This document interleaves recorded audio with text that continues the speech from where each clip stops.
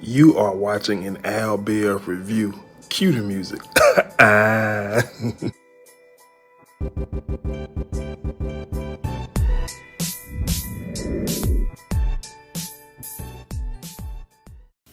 What's going on, guys? Welcome back to my channel. I'm here with the How to Get Away with Murder recap, discussion, all that good stuff. I'm feeling lazy again. I don't feel like going upstairs on the lunch break, but I don't know what to make of last night's episode, man. It was kind of all over the place, in my opinion.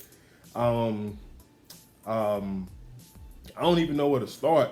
It was a good episode, but once again, we get introduced to more characters, and it's the last season, and I'm not really happy about it. But anyway, the show kicks off with Annalise. She listening to the therapy tapes, or at least the one that Gabriel gave her and accused of, ruining his mom and her marriage. So I guess this led to Annalise feeling like I got to own up to what I got going on, right? So later in the episode, she called Gabriel over to have a conversation with him and basically told him that it was not his dad, it was her. She always wanted to believe that she wasn't the reason that he left, I guess, his family for her and all that good stuff. But she said it's time to take responsibility, and it was. And so he then tried to make it about Mikayla, saying, why have you been lying to Mikayla all these years about her dad, etc., etc. And he's like, look, we here to talk about you and the questions you got about your father. And so she basically, was telling him that when her and Sam started doing their thing, she was a little older than what he is at the moment, but she knew she wanted Sam, whatever. And I'm just like, wait a minute. This boy, but she took the blame for it, basically. But I don't think it was on her. Sam was a grown man with a whole family, and he left his wife and son to be with another younger black woman. So it is what it is. So, they have a little moment. She was just like, Sam always wanted him, and she knew that, which is why she always tried to give him a child, because Sam wanted Gabriel. But anyways, so we find out what happened to Frank this episode. Basically, Laura brother Xavier beats him up, electrocutes him. He in the hospital. He says Laurel name. So he tells Bonnie that Annalise helped Laurel escape, and tell Bonnie about the money. And Bonnie go to Annalise. But anywho, before I go that route, it was crazy because we got introduced to Laurel's sister. For the longest, I'm thinking Laura's the only child, but then last season we get introduced to her brother Xavier. Now this season we get introduced to her sister Jamie, or whatever the hell the girl name is, and it's pissing me off because the girl who Frank seen getting in the taxi was not Laura, it was Laura's sister. She went to clean out the safety deposit box and took West's confession to killing Sam and all that other stuff. So this just blows my mind because I don't know what to think. I don't even know what to do anymore. Like, why are we introducing new people? So basically, Xavier tells Frank, I need your help finding my sister because you're the only person smart enough to do it. And of course, Frank said no, which led to Xavier shocking him and beating him up and putting him in the hospital and stuff like that. So Xavier told Frank that Annalise helped Laurel escape, showed Frank Annalise banking statement instead of $208,000. And so, like I said, he told Bonnie. So Bonnie, Annalise came to the hospital. She called him. Bonnie gonna say, you helped Laura escape. Like, talking to Annalise like Annalise ain't who she is. Like, first of all, even if you gonna accuse AK of something, you got to come correct. So we all know AK talked out of it. Like, that's my money just in case things go south. I can get the hell up out of here. I ain't got to worry about nothing. So she calmed it down, and she told Frank that she believed in things of that nature. So, that's that. So moving on, Mikayla and her daddy issues. Man, Vic, which is daddy, he comes up with this idea for him to partner up with Mikayla so she could be a part of his women rights movement or something. I don't even know. Long story short, she looking at the paperwork.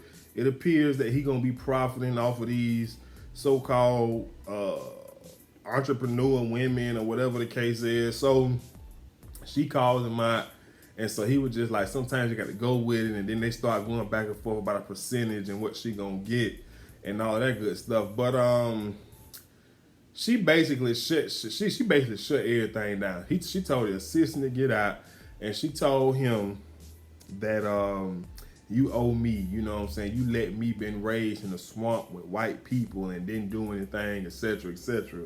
And so he was just like, he even got her proposal that she wrote to get into Yale, and he just trying to be so impressive. It's just like very annoying.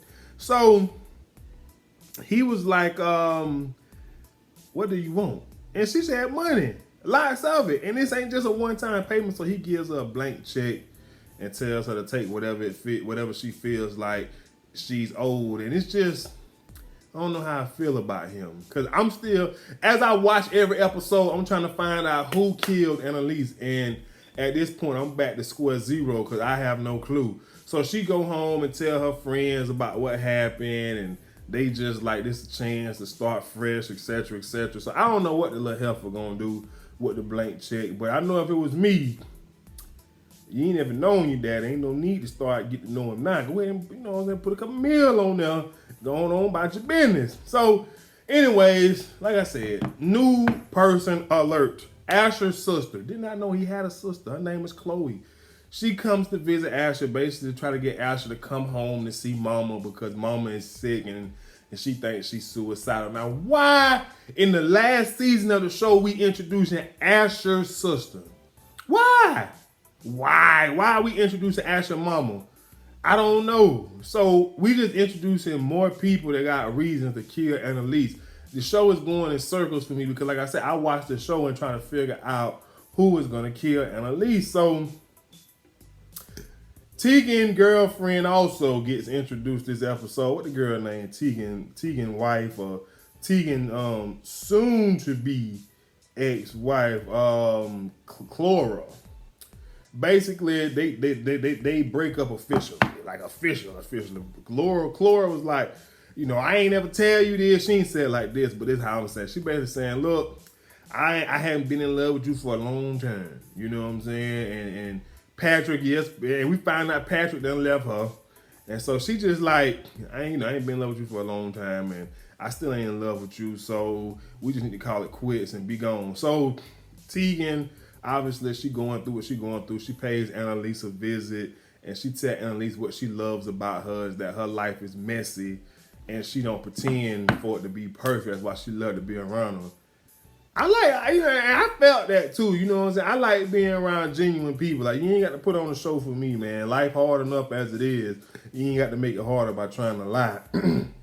So, anyways, you know, that was pretty much Tegan's scene, and you know, all of that good stuff. And then Annalise, that led Annalise to being like, oh, I shouldn't have never got with Gabriel daddy. I should have just stayed with Eve and be gay, but I was afraid to be gay. I wanted to be normal. I wanted to be accepted.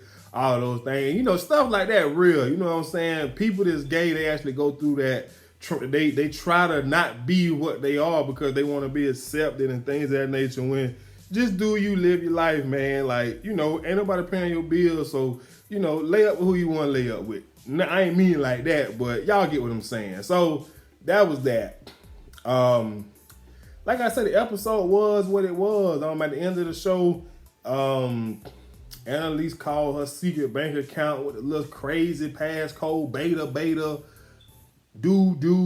refrigerator 257, just saying that crazy stuff. But you know, Viola Davis so good, she made the crazy stuff sound good. Like it makes no sense, and we find out that somebody stole her money. So who could it be? Could it be Xavier?